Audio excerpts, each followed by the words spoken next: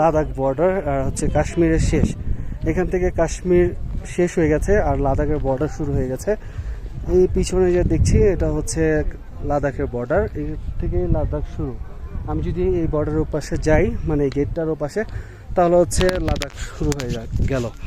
আর এই পাশটা হচ্ছে শ্রীনগর, কাশ্মীরের দূরত্ব দেওয়া আছে। এখান থেকে শ্রীনগর হচ্ছে 108 কিলোমিটার, আর হচ্ছে জম্মু হচ্ছে 404 কিলোমিটার।